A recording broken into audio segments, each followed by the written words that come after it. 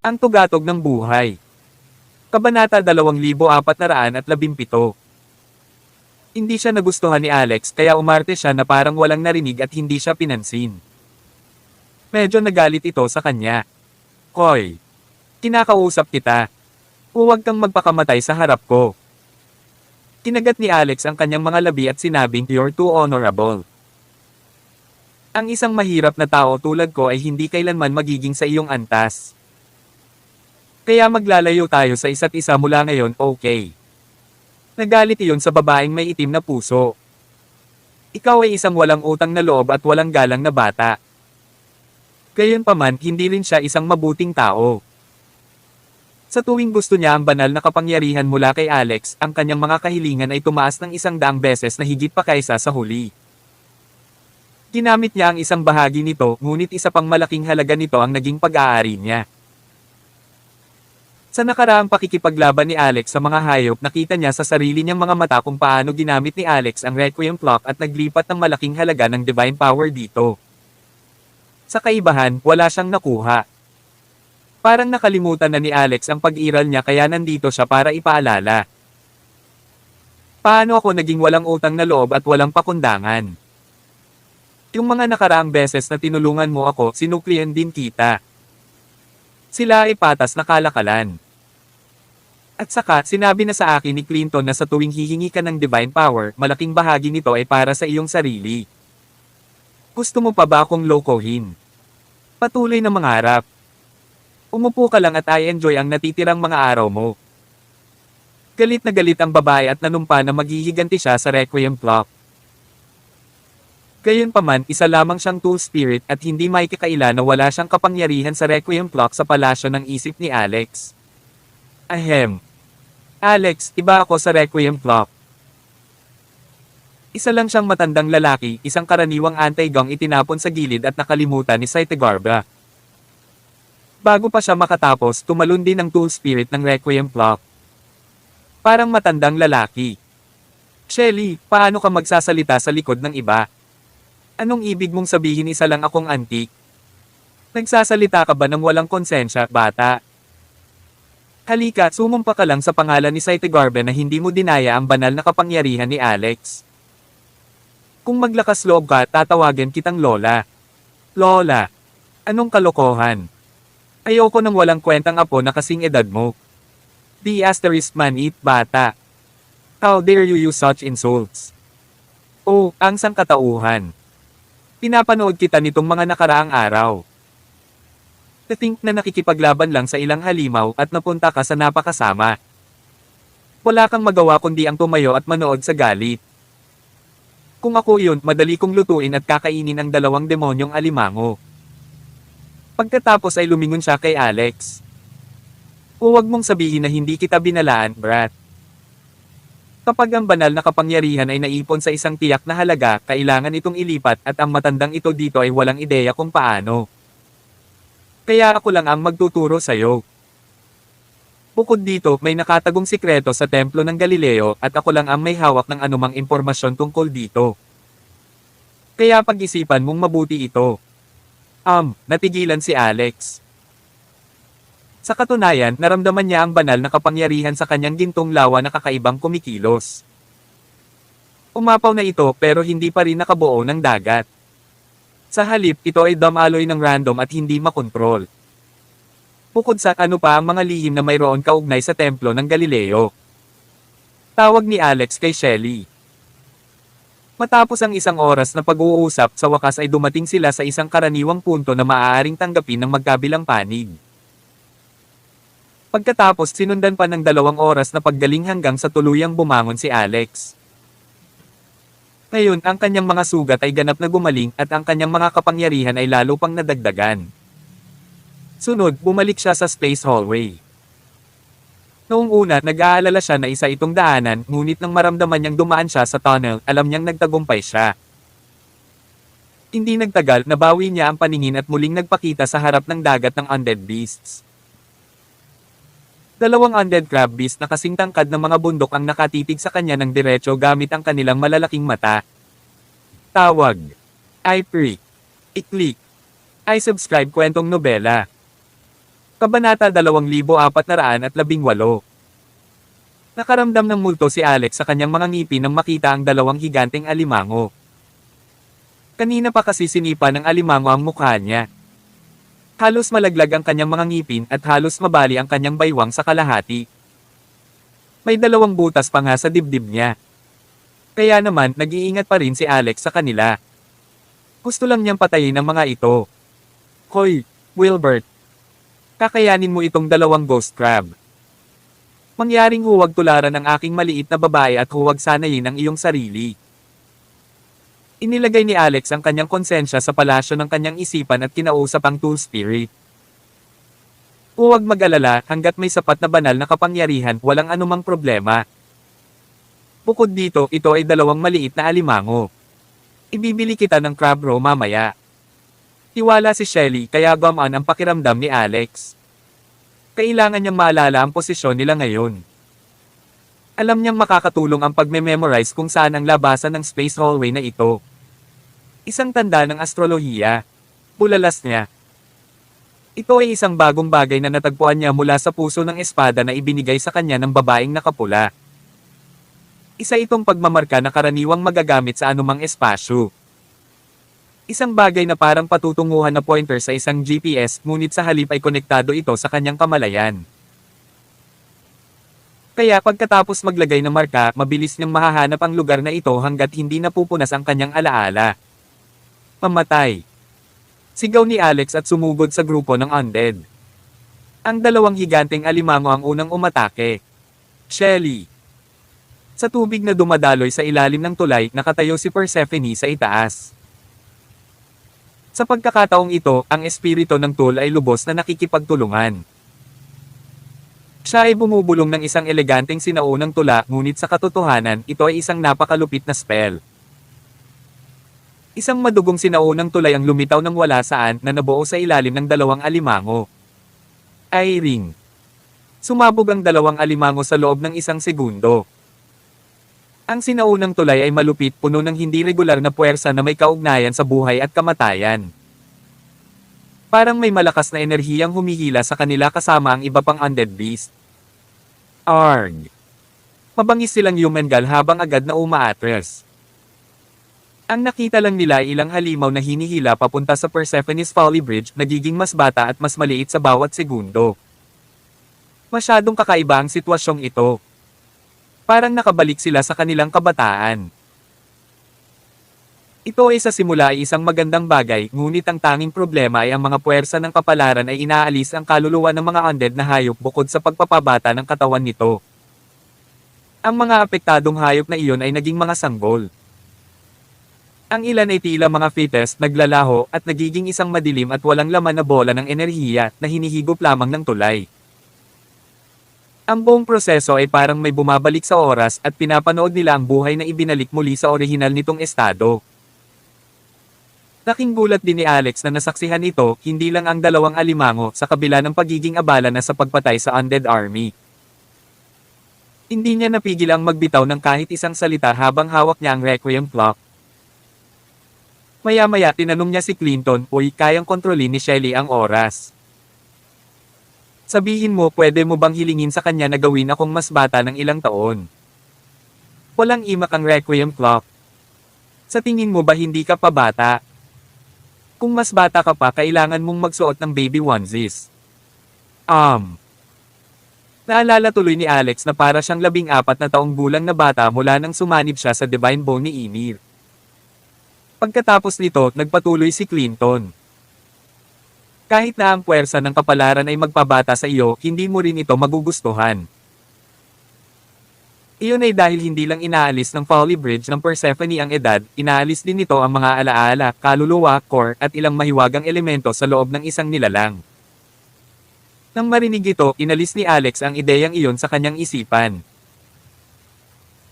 Pagkatapos ay lumangoy siya habang hawak pa rin ang orasan, hinayaan ang mga chime na manginig sa dagat na naging dahilan upang ang mga apoy ng kaluluwa sa loob ng undead ay manginig ng husto. Kailangan lang niyang gamitin ang mga suntok ng Dragon Tusk ni Body upang matagumpay na mabuwag ang mga apoy ng kaluluwa sa mga ganitong pagkakataon. Sa pamamagitan nito, magkakaroon siya ng pagkakataong anihin ang kanilang buhay. Whoosh! Napansin ni Alex na hindi nahila ng tulay ang dalawang alimango papunta dito. Sa halip, gumamit ito ng walang kamatayang kadena upang paghigpitan ang mga ito. Mukhang ginagamit nito ang paraang ito para direktang sumipsep ng lakas at enerhiya ng mga alimango. Koy Clinton, mukhang mas malakas si Shelly kaysa sa iyo. Sabi ni Alex. At tumatanda na ako. Hindi ko maihahambing sa mga kabataang ito. Pero medyo malakas ka pa rin. Kabanata 2419. Sa paglabas ng dalawang alimango, ang iba ay walang dapat ikatakot. Sa loob lamang ng 30 minuto, lahat ng undead beast ay na-demolish. Ang tulay, gayunpaman, ay hindi nawala pagkatapos ng trabaho.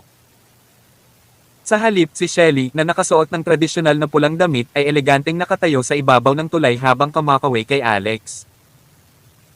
Kumunat ang noo ni Alex habang papalapit sa tulay ngunit hindi na naglakas loob na maglakad pa. Halika dito. Hindi ako magiging mas bata, tama. Gusto mo. Ano ba ang kinatatakutan mo?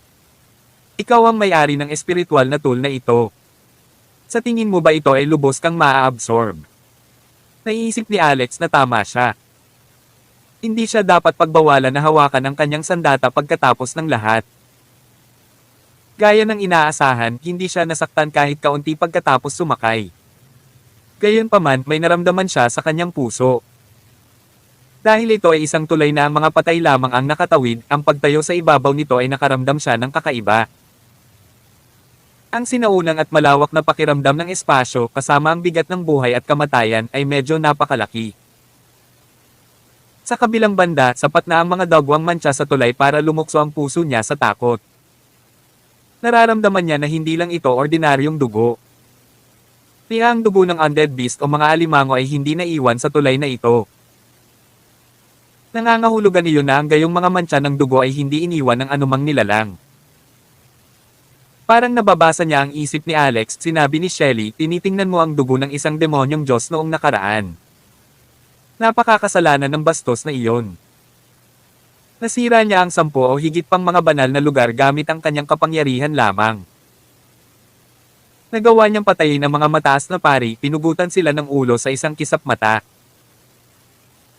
Kahit na ang kidlat na kapigatian ay hindi makapagpabagsak sa kanya, ngunit nauwi pa rin siya sa pagkamatay sa Persephone's Folly Bridge.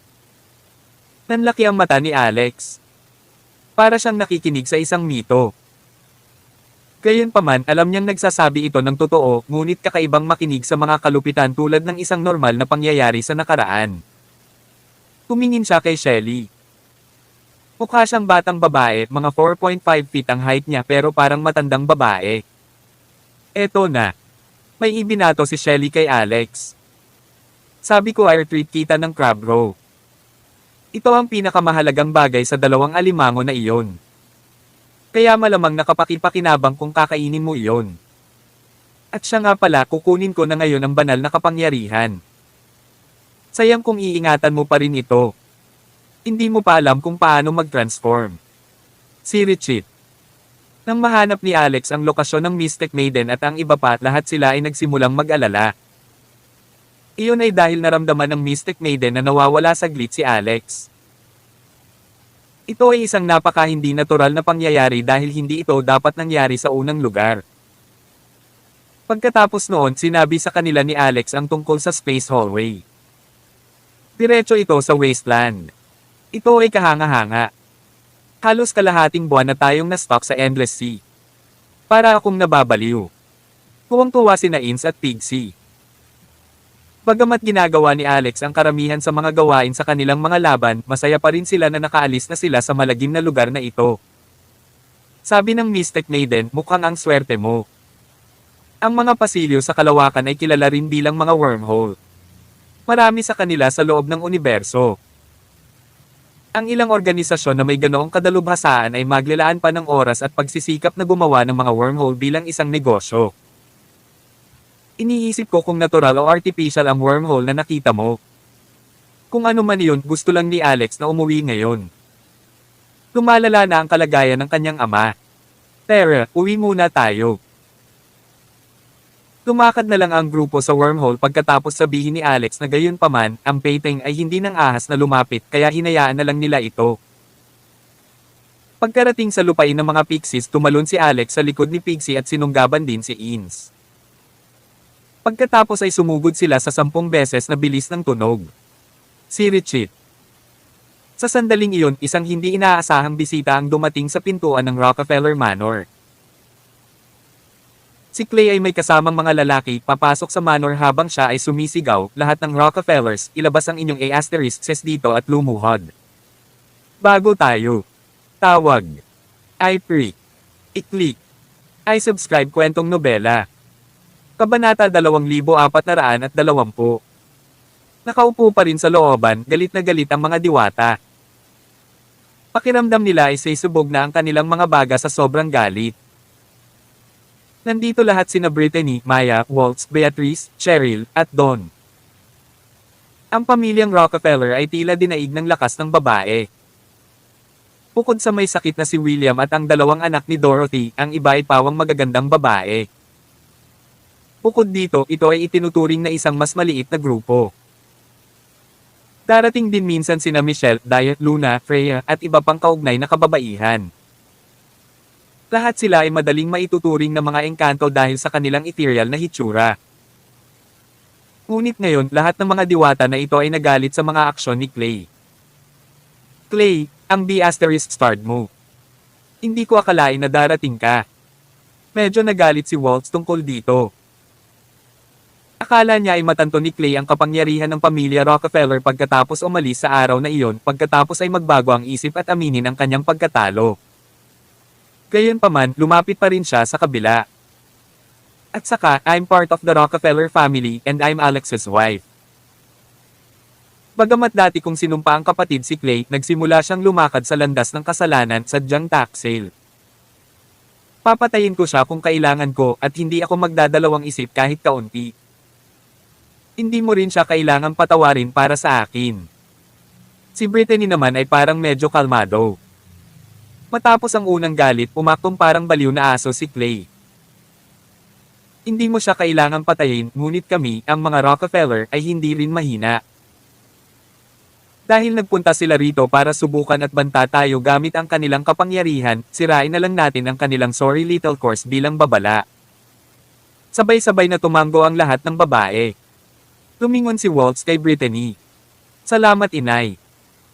Alam na alam ni Waltz na makonsiderasyon si Brittany sa kanyang nararamdaman. Maaaring mapigil ni Brittany ang kanyang galit kay Clay, ngunit ang iba ay maaaring hindi siguradong papatayin sila sa sandaling pumasok ang mga bisita na ito. Inaplos ni Brittany ang mukha ni Waltz at bamantong hininga. Nakakalungkot na hindi na nakabalik si Alex sa huli.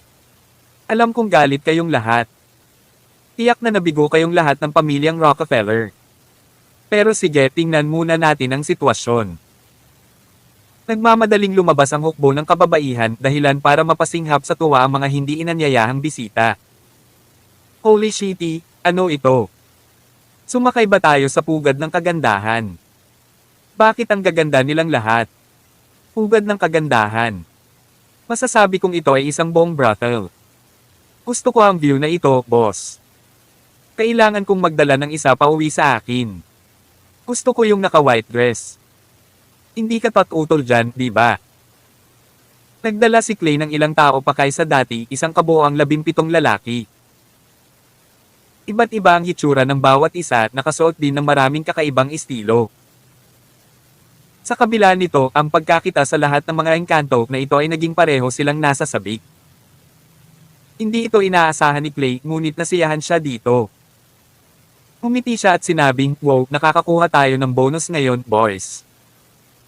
Iniisip ko pa rin ang lahat ng kasal mo. Mukhang malulutas namin ang ilan ngayon. Ngunit ang isa sa mga kagandahang ito ay hindi limitado, okay. Natawa ang isa. Alam ko, Sister Waltz, di ba? Hipag namin yan, kaya syempre, walang maglalakas loob na magdamit sa kanya. Ako ang unang lalaban sa sinumang maglakas loob din. Ang isa pa ay nagsabi, boss, ang iyong kasalukuyang katayuan ay dapat magbigay sa iyo ng higit pa sa Sister Waltz.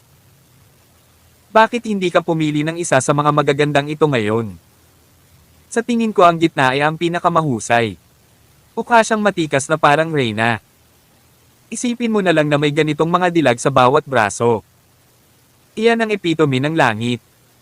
Tumawa ng malakas si Clay. Iyan ay mahusay. Balak ko ring gawin iyon. Gayunpaman, ang taong nasa gitna na kanilang pinag-uusapan ay ang ina ni Alex, si Brittany. Ang mga taong ito ay ganap na walang prinsipyo. Nagsalita din sila ng malakas. Ang mga bingi at mahina ang pandinig ay maririnig ng malakas at malinaw ang kanilang mga salita, lalo na si Brittany at ang iba pa na medyo makapangyarihan. Galit na galit si Waltz, galit na nakatingin kay Clay. Bakit ka naging ganito? Ikaw ba ang Clay na kilala ko noon? Naiinis ako sa kasalukuyan mong pagkatao. Si Clay ay nahuhumaling pa rin kay Waltz. Kaya naman, nalungkot siya nang marinig iyon ni Waltz. Pakiramdam niya ay pinipiga ang kanyang puso. Sabi ng kanyang subordinate boss, si Sister Waltz ay nalinlang. Iyon ang dahilan kung bakit nasabi niya ang mga masasakit na salita. Pagkatapos namin siyang mahuli, mauunawaan ka niya sooner or later. Kung hindi mo kayang makuha ang sarili mo, makakatulong ako. Maaari naming turuan siya ng isang aralin o dalawa kapag bumalik kami. Tumanggo si Clay bilang pagsang-ayon. Kabanata 2421. Pagkatapos noon, lumapit sa kanila ang lalaki, handang atakihin si Waltz. Smack! Agad na sinampal ni Waltz ang mukha ng lalaki. Ito ay malakas at malinaw. Medyo marami sa kanyang mga ngipin ang natanggal at ang kanyang ilong ay natapos din na baluktot at ang dugo ay umaagos sa kanyang mga pisngi na tila ito ay isang talon. Ang nasasakupan ni Clay ay lubos na natigilan habang siya ay sumigaw ng malakas, hindi inaasahan na si Waltz ay kumilos ng ganoon kabilas at lakas. Bilang isang cultivator na nakamit ang unang yugto ng core formation, naisip niya na pinangarap niyang mangyari ito sa kanya. Gayunpaman, hindi nasiyahan si Waltz sa isang sampal lang. Pagkatapos ay sinipa niya ito sa kanyang lower core gamit ang Moon of the Nine Revolutions para itoon si Chi sa kanyang mga binti. Sa sandaling iyon, nakarinig sila ng isang matunog na kalabog at ang kaibuturan ng tao ay nabasag na sa isang sipa lamang. Halos mabutas na rin ang kanyang tiyan dahil ang buong katawan niya ay pinalipad sa hangin na bumagsak ng husto sa lupa. Namumutla ang mukha niya sa sakit habang sumusuka siya ng dugo. Why? Sinira mo lahat ng kapangyarihan ko. Galit na galit ang taong iyon habang nakatitig kay Waltz. Malamig ang ekspresyon ni Waltz. Iyon lang ang mayroon ka. Ngunit naglakas loob ka pa ring magpakita ng kabastusan sa harap ng pamilyang Rockefeller.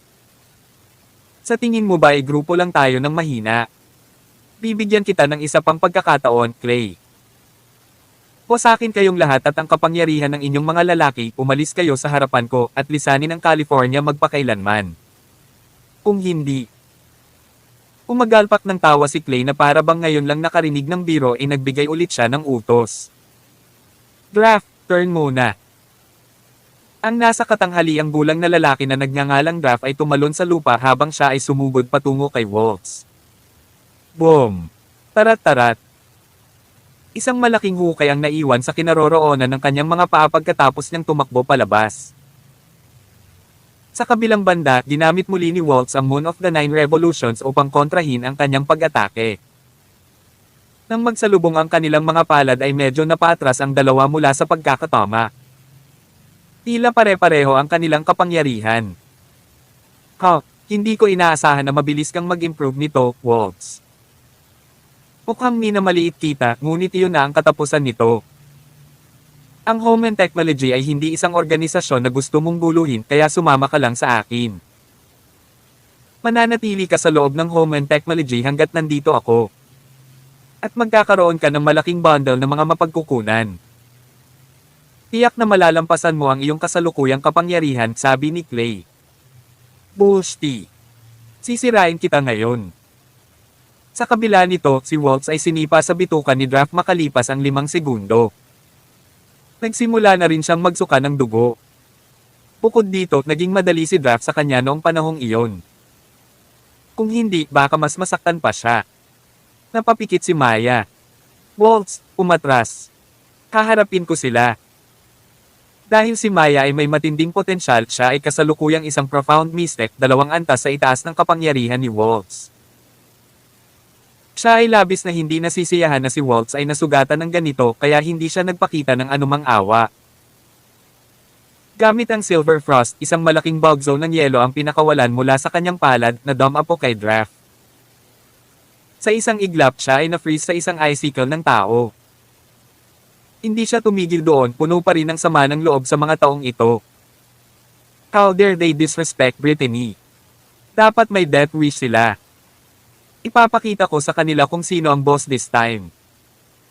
Hindi ko iniisip na palayain si Clay, ngunit lahat ng kanyang mga nasasakupan ay kailangang magbayad. Kung kailangan nila ng lakas ng loob na pumunta para maghanap ng gulo, dapat handa rin sila sa kamatayan. Bam bam bam. Mas maraming yelo ng tao ang nabuo sa lugar. Ang ilan ay agad na namatay dahil nabasag ang yelo. Nagulat ang grupo ni Clay. Hindi nila inaasahan na ang mabangong kagandahang ito ay tumalon sa kung saan.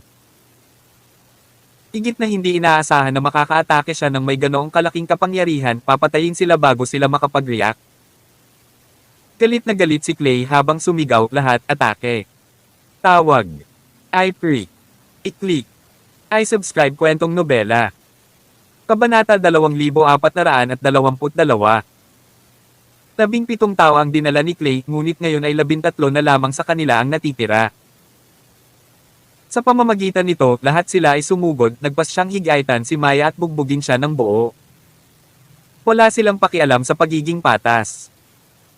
Mas mahalaga sa kanila ang pagkapanalo dahil magkakaroon sila ng kontrol sa mga natalo. Ang mga taunan na ito ay magiging wala. Wala. Gayunpaman, iba ang pinatunayan ng katotohanan. Noong una ay naisip ni Clay na magiging madali ang paghawak sa kanila pagkatapos nito. At saka, gaano man kalakas o kagaling si Maya, tao pa rin siya na nagulat sa kanila. Bukod dito, dumudugo pa rin si Waltz mula sa kanilang mga naunang pag-atake kaya naisip niyang may kalamangan sila sa labanang ito. Kahit na hindi nila matalo ang mga ito, maaari pa rin nilang i-hostage ang isa sa mga babae at banta ang iba. Hanggat nakuha nila ang kanilang mga kamay sa isa, ang iba ay magsisimulang magpanik at gagawin ang lahat upang maprotektahan siya. Kaya naman, naisip niya na maaari siyang lumabas na matagumpay. Sa totoo. Splat, splat. Sumama sa laban si Don, ang Fairy Doctor. Ang kanyang kapangyarihan ay nasa 2nd pwesto sa Flying Eagles Academy at matagal na niyang nakamit ang Spirit Severing. Kung hindi niya inilagay ang kanyang puso sa alchemy, na i-archive na niya ang Tribulation Crossing sa ngayon. Pumunot siya ng lumilipad na espada, ginamit ito para isa-isang pugutan ng ulo ang mga lalaki, dahilan para mapasigaw sila sa takot at sakit. Nawawala na ito, boss. Kailangan nating gamitin ang Plan B. May sumigaw. Ang Fairy Doctor ay hindi nag-alinlangan kahit kaunti at siya ay umaatake sa kanila sa isang mabangis na bilis. Sa isang kisap mata, lumiit na ang kanilang grupo sa wala pang 10 tao. Pumalsik ang sariwang dugo sa buong lugar. Sa pamamagitan nito, napagtanto ng mga lalaki na ang mga babaeng ito ay hindi ordinaryong tao. Sa kabaligtaran, lahat sila ay parang sanay na sa mga ganitong madugong sitwasyon. Kung hindi pa nila naiisip kung gaano kalakas ang pamilyang ito, maghuhukay sila ng sarili nilang libingan. Simulan ang Plan B. Arg. Agad na umatras ang grupo ng mga lalaki ngunit hindi umaatres sa pinangyarihan. Pagkaraan ng ilang hakbang pabalik, lahat sila ay naglabas ng isang maliit na bote na kasing laki ng kanilang mga hinlalaki. Sa loob ay isang hindi kilalang matingkad na pulang likido. Binuksan nila ito at nilagok lahat sa isang lagok. Ano ang iniinom nila? Si Cheryl, na nakatayo sa tabi ni Brittany, ay diretsyong nakatingin sa mga taong iyon. Alam niyang may nangyari. Nagkatinginan sina Don at Maya at sabay na napaatras. Naramdaman nila ang kakaibang enerhiya na nagmumula sa mga lalaking iyon. Biglang may kakaibang nangyari sa harapan nila. Ang mga taong ito ay nagmumutate doon at pagkatapos. Ang iba ay tumubo ng kaliskis, naging itim na rin ang balat, parang naging sawa. Ang ilan ay tumubo ng mga buntot na nagmukhang mga buwaya. Ang ilan ay nagpatubo pa ng mga sungay ng toro at naging 200 talampakan ang taas. Ang buong sitwasyon ay kakilakilabot lamang, ngunit ang gayong mga mutasayon ay, sa katunayan, ay nagpapataas ng kanilang kapangyarihan ng husto. Sapat na ang kanilang aura para ma-alarme rin ang lahat. Mabilis ang isip ni Don at sinabing, huwag ka nang mag-aksaya pa ng oras. Maya, atake tayo. Nagmamadaling lumapit ang dalawang babae. Biglang naglabas si Clay ng watawat mula sa manipis na hangin. Ang poste ng bandila ay nagsimulang lumaki hanggang 3 metro ang taas at ang bandila ay may ulo ng toro para sa isang motibo. Boom! Tarat-tarat! Ang pagdikit ng poste sa lupa, isang mahiwagang liwanag ang kumislap sa ilalim ng dumi na nagpakawala ng isang malaki, napakalawak na puwersa. Mag-ingat ka sa bandilang iyan. Sabi ni Don kay Maya. Mukhang ito ang simbolo para sa tribo ng Bull. Hindi natin kayang balewalain ito. Huwag nating subukang ibaling ito laban sa ating sarili. Manatiling alerto at kung may nangyaring mali, dalhin si Madam Brittany at ang iba pa para magtago. Agad namang sumigaw si Maya, inutusan ng iba na protektahan si Brittany at umatras kaagad. Hahaha, sa tingin mo ba ganoon kadaling umalis? Walang sino man sa inyo ang makakatakas ngayon, sabi ni Clay. Nagsisimula na ring mag-mutate ang katawan niya. 3 sungay ang lumitaw sa kanyang ulo na nagmumukhang kakaiba sa kanya. Boom! Tarat-tarat! Kabanata 2423. Sinubukan ni Maya na lapitan si Clay na may concentrated na frost chi sa kanyang kamay sa pamamagitan ng pag-activate muli ng Silver Frost. Gayunpaman, hindi niya maigalaw kahit kaunti si Clay para siyang isang pader na bato. Bukod dito, ang kanyang mga sungay ay naglabas ng isang maliwanag na sinag ng liwanag at mukhang ito ay nagpapaputok ng mga missile. Biglang tumama sa bituka ni Maya ang puro sinag ng misteryosong liwanag na enerhiya na naging butas sa gitna. Thud! Parang tinamaan ng kidlat ang katawan ni Maya nang bumagsak siya sa lupa ng husto, duguan ng husto. Ah, Maya! Ate Maya! Ang buong pamilya ng Rockefeller ay sumigaw, nababalisa at nag-aalala. Alam nilang malakas si Maya pero nagkaroon siya ng matinding pinsala. Paano naging ganito kalakas ang mga taong ito sa maikling panahon? Muling nagsalita si Don, ngunit ang kanyang espada ay hindi makahiwa sa kanilang mga leeg, taliwas sa noong pinugutan niya sila ng lubos na kadalian kanina. Ano ang nasa bote na iyon? Isang uri ng banal na gamot. Laking gulat niya dahil wala siyang nakitang gamot na kasing lakas nito. Wala sa mga sinaunang aklat ang nagbanggit nito. Ito kaya ay isang banal na gamot na nagmula sa bundok Oro. Bagamat nalulula siya sa pagkabigla at pagkalito, nagmamadali pa rin siyang bigyan si Maya ng 2 healing pills. Siya ay matapang na harapin ang isang mutated na kaaway ng mag-isa, ngunit ito ay napakahirap. Siya ay natalo. Ang isa sa mga mutated na lalaking iyon ay nilaslas si Don sa likod sa loob ng 30 segundo na naging sanhi ng pag-agos ng dugo mula sa sugat. Napakalubha ng pinsala na halos mabali ang kanyang bulugad sa kalahati. Lahat ng babae ay namutla, tila nagalit. Umakbang si Waltz, ginamit ang kanyang katawan bilang isang kalasag para sa iba. Clay, kung gusto mo pa silang saktan, dadaan ka muna sa akin. Para sa ilang kadahilanan, hindi nabigla si Clay sa isang bagay na ito. Tinitigan niya si Waltz, malamig at sadista ang ekspresyon. Sa tingin mo ba ay kasing halaga ka pa rin ng dati? Sanay ka na, Waltz. Isa kang pagod na manika. Handa akong makipaglaro sa iyo paminsan-minsan alang-alang sa nakaraan nating pagkakaibigan. Pero huwag mong isipin na ikaw pa rin ang lahat ng iyon. Galit na galit si Waltz. Paano niya nasabi iyon tungkol sa akin? Para bang itinapon niya sa bintana ang nakaraan naming pagkakaibigan. Ang lalaking ito. Maaaring isa siyang magaling na aktor noon o ganap na siyang nagbago.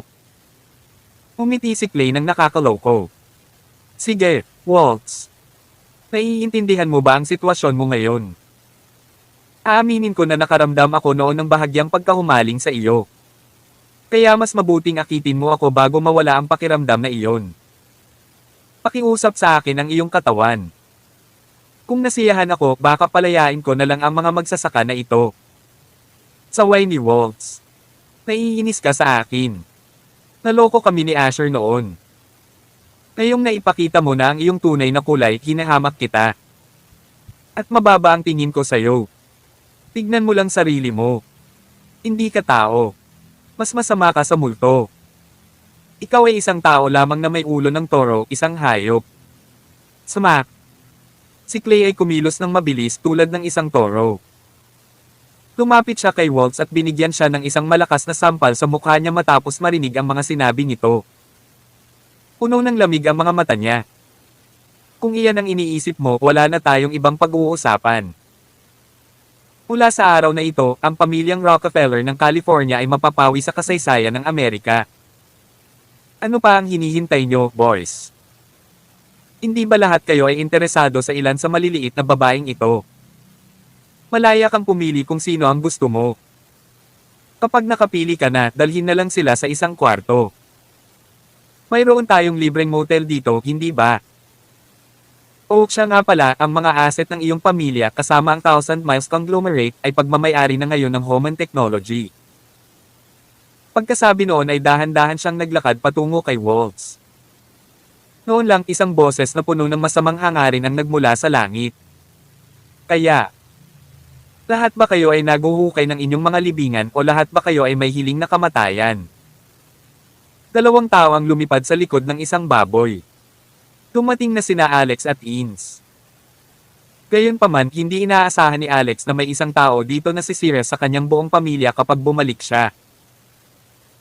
Hindi, teka, narito sila para nakawin ang aking mga ari-arian at ang aking mga manliligaw. Alex. Mahal. Aking mahal. Kuya. Ulalas ng mga babae na may masasayang luha na namumuo sa kanilang mga mata nang makita nila si Alex. Tawag. I-freak. I-click. I-subscribe kwentong nobela. Kabanata 2424. Whoosh. Bitbit pa rin sina Alex at Ins, bumaba si Pixie at pumuesto sa pagitan nina Waltz at Clay. Lumibot ang tingin ni Pixie sa tanawin.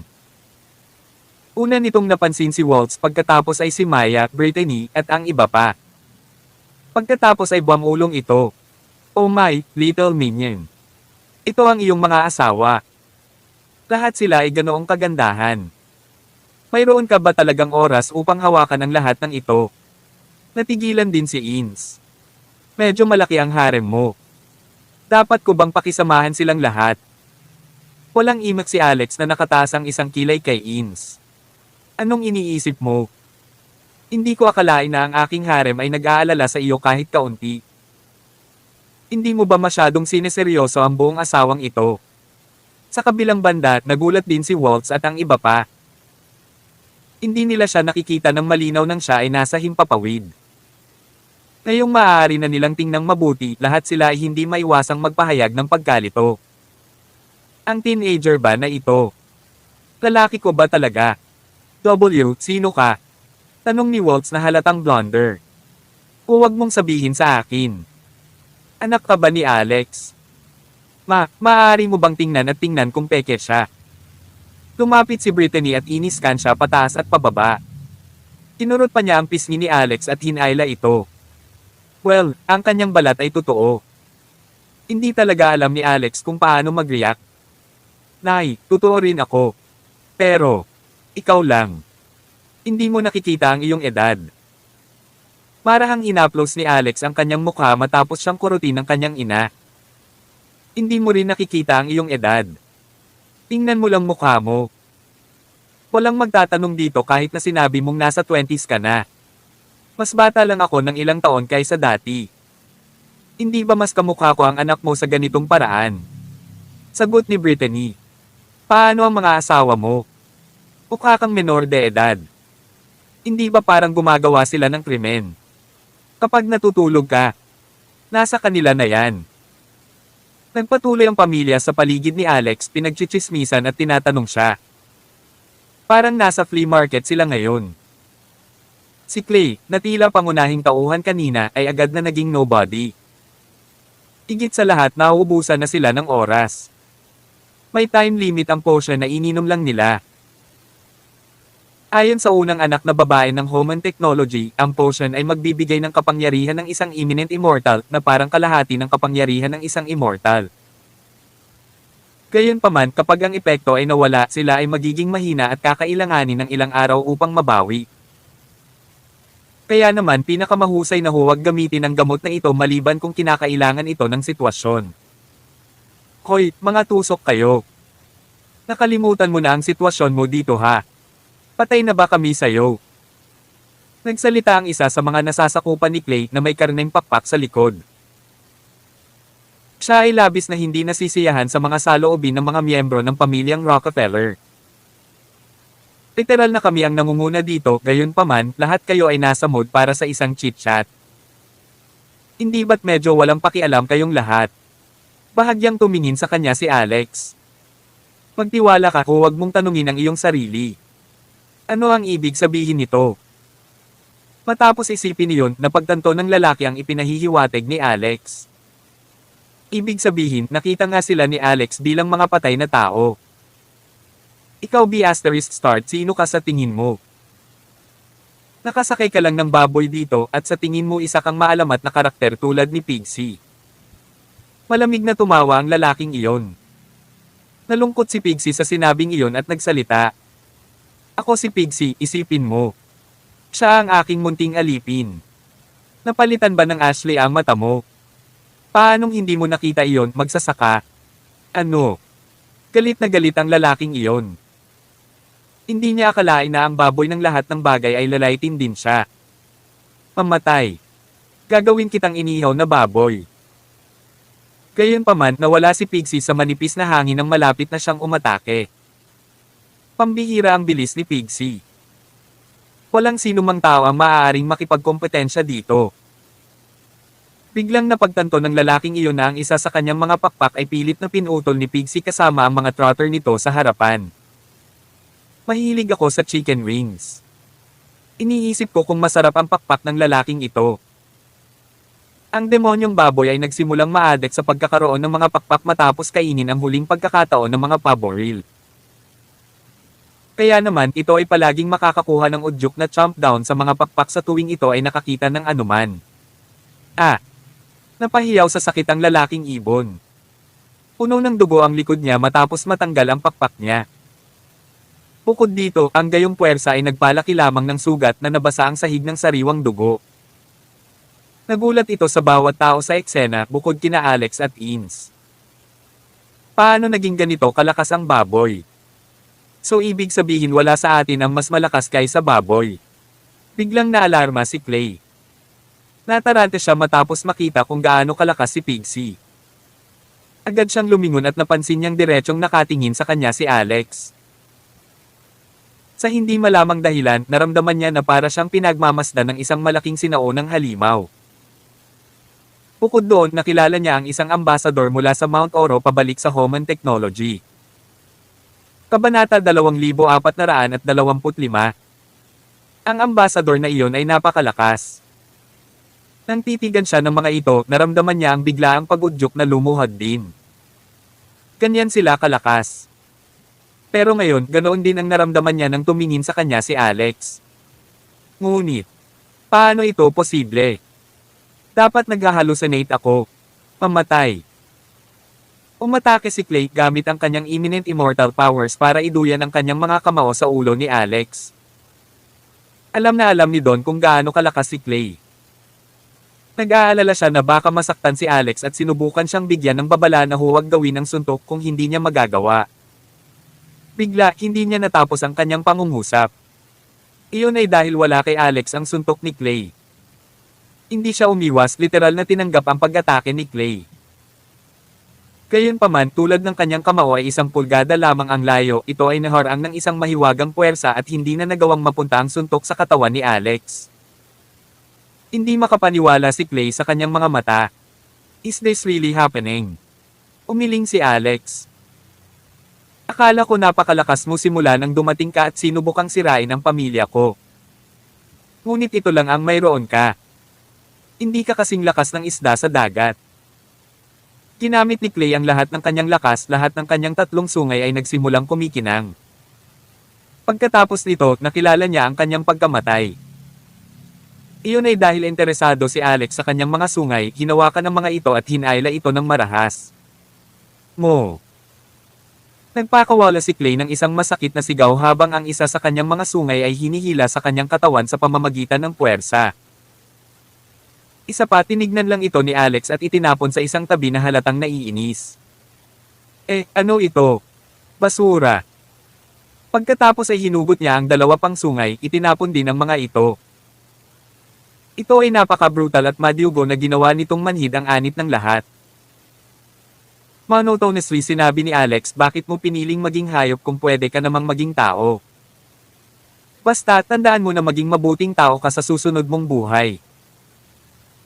Pumubuo ng puting bola ng liwanag sa kanyang kamay, isang kidlat ang tumama kay Clay. Matapos tanggalin ang kanyang mga sungay, napagtanto ni Clay na ang kanyang kapangyarihan ay ganap na naubos. Ang kanyang katawan ay nahulog sa mahinang estado ng mas maaga kaysa sa inaasahan. Hindi niya posibleng talunin si Asher sa puntong ito, lalo na si Alex. Kaya ang tanging nagawa niya ay sumigaw. Tumigil ka. Pangalawang kapatid ako ni Waltz. Ako ang iyong bayaw. Hindi mo ako mapapatay. Bayaw. Clay Ember. Oo. Ako si Clay Ember. Misunderstanding lang ang lahat ng ito. Pamilya tayong lahat, tama. Nilainggan ni Alex si Waltz ngunit napansin niya ang mga mantsa ng dugo sa kanya. Ikaw pala Clay. Oo, ako ito. Kailangang sumuko si Clay sa ngayon, pinipigilan ang kanyang mga luha dahil sa takot. Sino ang diablo na ito at saan siya nanggaling? Ngunit sa pagtingin sa kanyang tono, sa palagay ko, mabubuhay ako sa ibang araw. Pero muling nagsalita si Alex. Huwag kang mag-alala. Pipili ako ng magandang lugar para sa iyong libingan. Magpahinga sa kapayapaan pagkatapos. Muli niyang ibinuka ang palad habang napuno ng kuryente ang hangin. Sa huli, si Clay ay naging isang tumpok ng laman. Marahang inaplos ni Alex ang mukha ni Waltz. Waltz, kahit kapatid mo siya, hindi ko siya mapapatawad sa pananakit niya sa iyo. Hindi mo ako sinisisi dyan, tama. Karapat-dapat siya. Namumula ang mga mata ni Waltz ngunit huminto siya sandali at nagpatuloy. Alex, mukha kang babae ngayon. Smack. Inampes siya ni Alex ng mahina sa likod. Sisiguraduhin kong ipapakita ko sa iyo kung lalaki ako o babae mamaya. Sinubukan ng mga nasasakupan ni Clay na tumakas matapos makitang pinatay ni Alex ang kanilang pinuno ng ganoon kadali. Sa kabila ng kanilang pagsisikap, sumugod si Alex at hineronggan ang labasan. Dahil nandito kayong lahat, hindi kayo dapat umalis. Ang mamatay ng magkasama ay mas makabuluhan. Si Richie. Mayroong 18 palapag na modernong gusali na itinayo sa tabi ng Westlake na kabilang sa Home and Technology. Isang babaeng naka-opisina ang kasalukuyang nakaupo sa isang leather chair. Lumingon siya sa matandang katabi niya at sinabing, "It's almost time, right? Ang 1,000 miles conglomerate ay dapat na atin na ngayon. Kailangan nating makuha ang formula ng kanilang heavenly potion. Tawag. I pray. I-click. I subscribe kwentong nobela." Kabanata 2426. Ang babae ay hindi masyadong matanda. Siya ay mga 24 o 25 taong gulang. Siya ay nagkaroon ng isang nakamamanghang hitsura. May pagmamataas sa kanyang mga kilay na iba sa mga mortal na babae pati na rin ang languidness. Nakasuot siya ng itim na OL suit at may kamanghamanghang figure at isang pares ng napakahabang binti. Ang kanyang kutis ay maputi at malambot kasing seda na makinis gaya ng gatas. Mayroon siyang pares ng malambot at balingkinita na mahahabang binti. Ang kanyang arko ng paa ay maganda ang hubog na may mga daliri sa paa ng cardamom na napakarilag bilang isang souffle. Ang kanyang mga kuko sa paa ay may berda na malabong pattern ng bulaklak. Detalyado ang paglalarawan dahil nakapatong ang pares ng mahabang binti ng babae sa tapat ng mesa. Marahan niyang niyugyug ang hubad niyang mga paa at napakaginhawa. Ang matandang lalaki sa tapat ng mesa ay may puting balbas. Tumayo siya sa tapat ng mesa, humarap sa babae na may kabab ang loob, hindi man lang nangangahas na sumulyap ng mas matagal kaysa kinakailangan sa babae.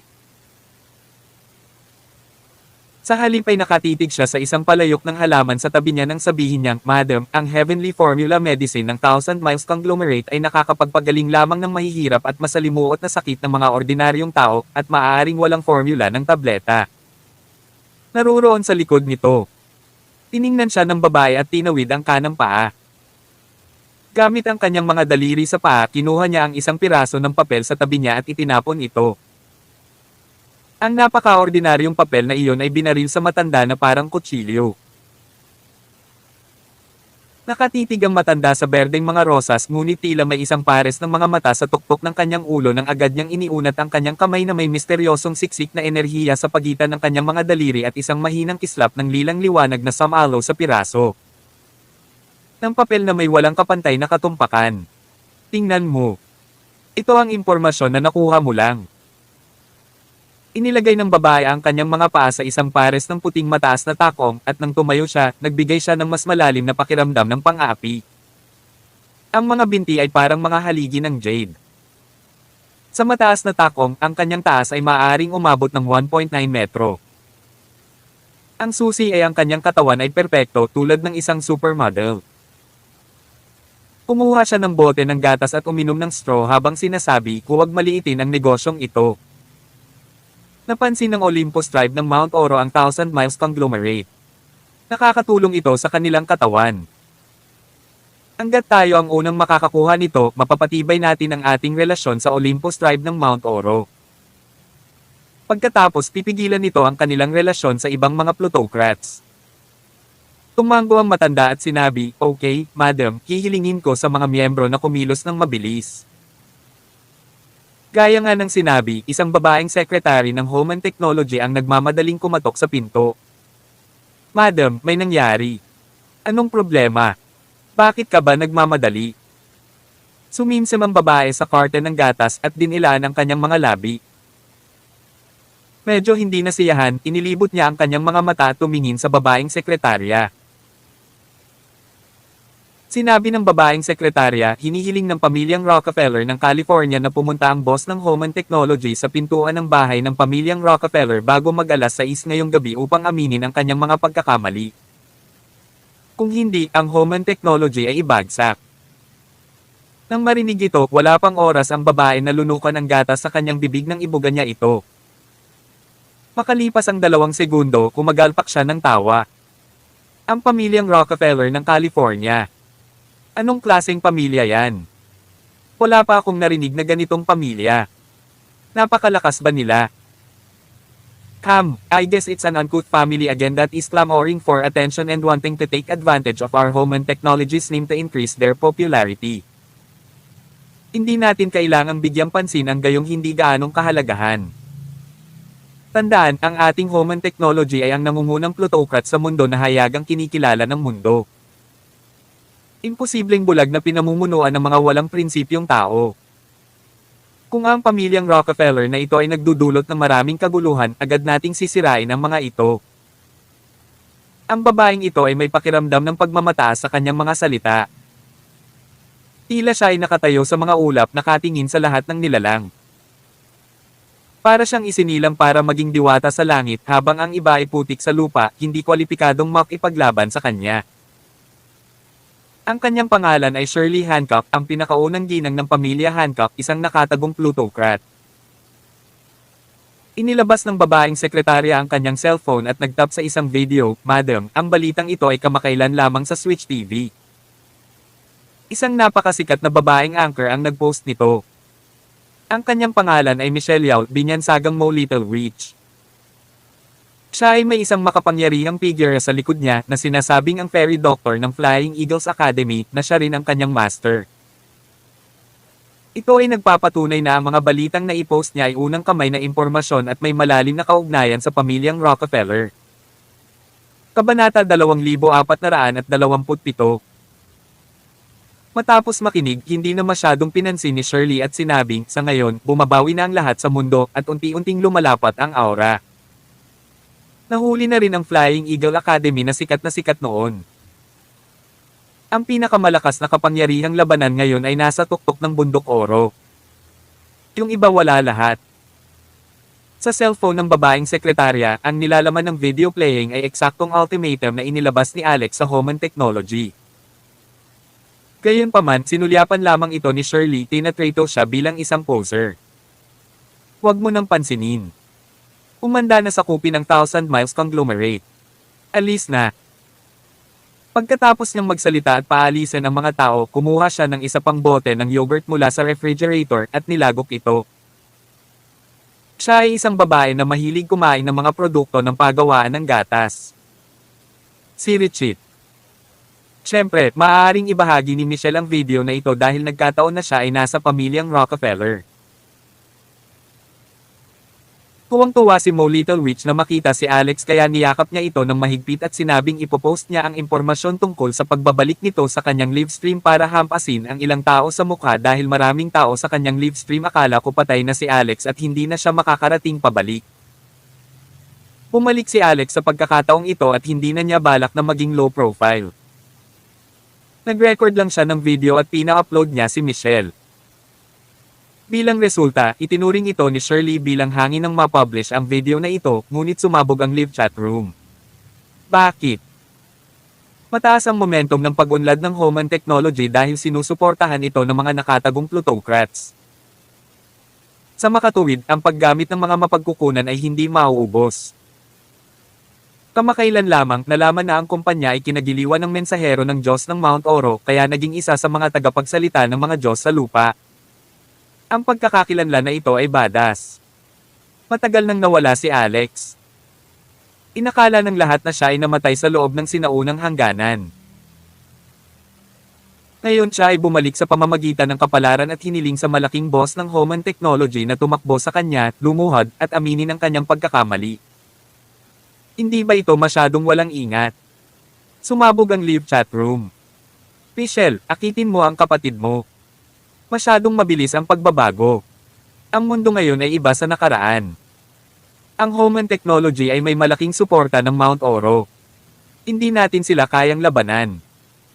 Kaya hilingin kay Brother Alex na tiisin ito sa ngayon. Oo, sumasang-ayon ako sa komento sa itaas. Ano ang nangyayari? Bakit parang mas bata si Alex? May problema ba sa salamin ko? Pakiramdam ko ay ang aking mga mata ang nakakakita ng mga bagay na mali. Alex, hindi ba siya nagpakasal at nagkaanak noon pa man? Ito. Hindi naman siguro kapatid niya yun, di ba? Ipaglaban mo si Homan at harapin ang mga kahihinatnan. Ang internet ay puno ng mga komento. Ito ay dahil, sa panahong ito, ang plutokratikong puwersa ng mundo ay lumitaw. Mayroon silang makabuluhang mga mapagkukunan at maraming pera at madalas na mayroon silang napakalaking lakas sa pakikipaglaban. Bukod sa isang plutocrat na nagpapakita ng pambihirang kakayahan, mayroon pang ang ilang mga makasaysayang sinaunang sekta na pinigilan nila. Bagamat nagkaroon ng kaunting katanyagan si Alex noon, sa pangkalahatan ay naramdaman ng mundo ang ilang agwat sa pagitan nila ni Jade, ang Flying Eagles Academy, Principal Luan, at Principal Lawler. Tiyak na hindi niya kayang labanan ang Homan Technology at ang kanilang punong taga-suporta, ang pamilyang Hancock. Pagkatapos ng maramdaman ng karamihan na si Alex ay nasa labas ng kanyang lalim na nagpapalawak ng kanyang sarili, pumasok si Michelle sa live chat room at nagpadala ng isang mensahe. Ang boss ng Homan Technology ay hindi pumunta sa pintuan upang humingi ng tawad sa 9:00. Kaya huwag mag-atubiling panoorin ang kahangahangang palabas ng pagbagsak ng Homan Tower. Tawag. I-pre. I-click. I-subscribe kwentong nobela. Kabanata 2428. Sa sandaling ginawa ang pahayag na ito, ang buong bagong mundo ay naging magulo, hindi pa banggitin ang live stream ni Michelle. Si Michelle ang pinakasikat na babaeng anchor sa Switch TV ngayon at ang iba ay hindi maihahambing sa kanya. Sa sandaling naglabas siya ng ganoong kalaking balita sa live room, agad itong naging viral. Agad na nakita ng senior management ng Switch TV na nasa likod ng mga eksena ang posibleng nakakagulat na epekto ng kaganapang ito. Para sa kapakanan ng mga tagahanga, ginawa ng pamunuan ang paghaharap sa pagitan ng pamilyang Rockefeller ng California at Homan Technology sa isang espesyal na kolom sa homepage. Ang mga nakalogin sa platform ay makikita ito kaagad. Homan Tower, hindi ba iyon ang Homan Tower of Homan Technology na matatagpuan sa gitna ng Michigan? Narinig ko na noong itinayo ang gusaling ito, lahat ng materyales na ginamit ay ang pinakamahusay ayon sa nangungunang mga pamantayan ng seismic sa mundo. Ang halaga ng gusali ay hanggang 30 bilyon. Kahit na ang mga missile ay hindi kayang sirain ang ganitong uri ng gusali. Tanungin siya kung paano niya planong gumuho ang tore. Gamit ang kanyang bibig. Parang medyo retarded ang kapatid ni Mo Little Rich. Nabubuhay ba siya sa isang panaginip? Sa internet maraming kasuklam-suklam na boses ang lumitaw, hindi naniniwala sa lahat na si Alex ay maaaring gumuho ng Homan Tower. Siyempre, may mga taong namumukod tangi at nagpahayag ng kahangahangang mga nagawa ni Alex. Last ka na ba? Si Alex ay isang super big boss. Alam mo ba kung paano nawala ang Mount Fuji ng isla? Maaari kang pumunta sa pahayagan kung hindi mo alam. Oo, maaaring mawala ni Alex ang Mount Fuji. Ano ang isang Homan Tower lamang? Gayon din noon may pagsalakay ng demonyo sa sinaunang hangganan. Kung hindi nailigtas ni Alex ang araw, ngayon ay wala na ang buong gininto ang panahon. Nakatawa talaga kayong mga nagchichismisan sa iba. Pero may sumagot agad, sino ang nakakaalam kung hindi totoo ang nangyari noon? O baka naman itong si Alex na matagal ng kasabwat ng mga demonyo ay sadyang nag-show. At saka, iba na ang lahat ngayon. Maging ang tribo ng demonyo ay binugbog ng masama ng banal na mensahero ng Mount Oro. Anyway, maghihintay ako ng alas 9 para makita ko yung joke. Mayroong kahit isang ID na tinatawag na Sinister Spirit na nagsasabing nag-overestimated si Alex sa kanyang sarili. Siya ay tiyak na mamamatay. Naghanda ako ng kabaong at handa akong kunin ang bangkay niya ng libre. Si Richie. Sobrang ingay sa labas. Si Alex at ang lahat ng miyembro ng pamilya ng Rockefeller ay hindi nababahala. Nakita ni Alex ang kanyang ama na matagal na niyang hinahanap pero kusang bumalik. Nang makita siyang nakadina sa kama, ang kanyang katawan ay nakagapos ng bakal ng mga lubid, kahit dalawa ng direkta sa loot bone, ang kanyang ekspresyon ay madilim at kakilakilabot at ang kanyang puso ay kumirot na parang pulikat. Tatay. Sino ang gumawa nito? Sinong nagkulong sa tatay ko ng ganito? Mayroon bang natitirang sangkatauhan? Labis siyang nalungkot. Bilang anak ng lalaki, hindi niya talaga makita ang ganoong eksena. Napaluha si Florence at sinabing, ginawa ito ng iyong amo, Jade. Ngunit hindi mo masisisi ang iyong Panginoon. Ito ay para din sa kapakanan ng iyong ama. Kapag walang sampung ang tatay mo, okay na siya. Ngunit kapag ang lason ay umatake, siya ay hindi naiiba sa isang hayop. Inatake niya hindi lamang ang iba kundi pati ang kanyang sarili. Kung hindi siya nakadina, pinatay niya ang kanyang sarili. Nang marinig iyon, lumuwag ang ekspresyon ni Alex. Gayunpaman, ito ay masakit pa rin sa puso. Sabi ni Cherry, na nasa gilid, judging from the last seizure, in another hour, Uncle should have another seizure. Alex, mayroon ka bang mataas na uri ng antidote na table task sa iyo? Kung mayroon ka, magmadali at subukan siya. Kapag nangyari ang mga nakakalaso na pag-atake na ito, mas mabigat ang pinsala sa katawan. Ako ay higit na nag-aalala na kung ang toxicity ay makapinsala sa utak, ang mga kahihinatnan ay hindi mahuhulaan. Tumanggo si Alex. Naihanda ko na ang antidote ngunit gagamitin ko lamang ito kapag ang aking ama ay may seizure kaya maghintay tayo ng ilang sandali. Maya-maya dumating na rin si Maya at ang fairy doctor. Nagkaroon sila ng ilang mga pinsala kanina ngunit kasama si Alex, hindi ito mahirap na pagalingin sila. Pagkaraan ng ilang sandali, ganap na silang gumaling. Karaniwan, kailangan ng isa na maghintay ng isang oras, ngunit sa pagkakataong ito, mas maaga ang pag-atake ni William, at pagkaraan lamang ng 10 minutong paghihintay, nanginginig ang kanyang katawan, at ininulat niya ang kanyang duguan ng mga mata. Paalala ni Cherry sa kanila, nag-seizure si Tito. Alex, bilis. Kabanata 2429. Hawak-hawak na ni Alex sa kamay niya ang antidote pill kanina. Ito ay isang tableta sa ikasyam na baitang na kilala bilang Ternary Divine Antidote Pill. Ito rin ang pinakamataas na antas ng mga Pildores na maaaring pinuhin ni Alex sa kanyang kasalukuyang antas ng alchemy. Ito ay nasa kategorya ng mga espiritual na table task. Mas mabuti pa at hindi na ito mapabilang sa kategorya ng mga table task sa lupa. Ito ay kilala bilang ang Divine Fairy Pill noon. Hindi pa napino ni Alex ang isang Divine Fairy Pill kaya hindi niya alam kung magagawa niya ito. Ang Divine Fairy Pills ay natural na mas advanced kaysa sa mga espiritual na table tasks. Isa sa pinakamahalagang pagkakaiba ay ang Divine Fairy Pills ay naglalaman ng ilang rule energy, ang essence ng Elixir Pill. Dagendong.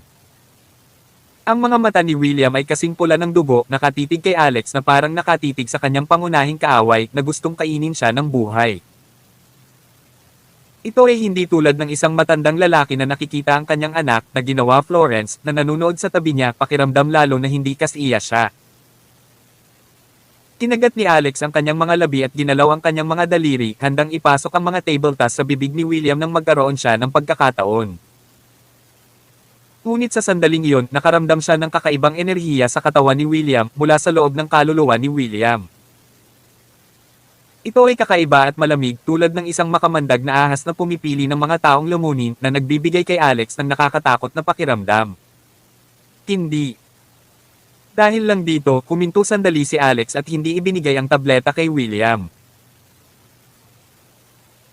Sa sandaling ito, ang Mysterious Maiden of Nine Heavens na matagal nang nakatago sa palasyo ng isip ni Alex at komportableng nakahiga sa ilalim ng Chaos Tree sa malamig na jade bed na dating pagmamayari ni Pixie, ay nagpadala ng boses sa banal na pag-iisip ni Alex, hindi iyan. Tama. Maswerte ka na hindi mo siya binigyan ng Ternary Divine Antidote Pill. Kung hindi, ang iyong ama ay hindi nakaligtas ng higit sa 10 paghinga. Ano? Nagulat si Alex at mabilis niyang piniga ang tableta sa kamay niya. Pakiramdam niya ay hindi pa rin ito ligtas at muling ibinalik ang imbakan, "Little sister, alam mo ba ang kanyang kalagayan? Anong tinawag mo sa akin?" Ang mahiwagang dalaga ng siyam na langit ay sumengot ng malamig at gamulong-gulong sa kama. "Tamad na akong pakialaman ang drama sa buhay mo. Matutulog na ako." Ang kamalayan ni Alex ay nagmamadaling bumaon sa isip ng palasyo at lumitaw sa gilid ng kama ng Mysterious Maiden of Nine Heavens habang nahihiyang sinabi niya, "Kuya, ikaw ang aking tunay na kapatid. Ito ay okay, tama. Sabihin mo sa akin ngayon ano ang nangyayari sa aking ama." Malamig na tumawa ang mahiwagang dalaga ng Nine Heavens. "Sino ang gustong maging tunay mong kapatid?" Hindi nakaimik si Alex. Talaga bang nakikipagtalo siya sa kanya tungkol sa pagtatalaga sa mga sandaling tulad nito? Kung gayon tatawagin kita bilang aking bayaw. Bro-in-law, multo kang malaki ang ulo.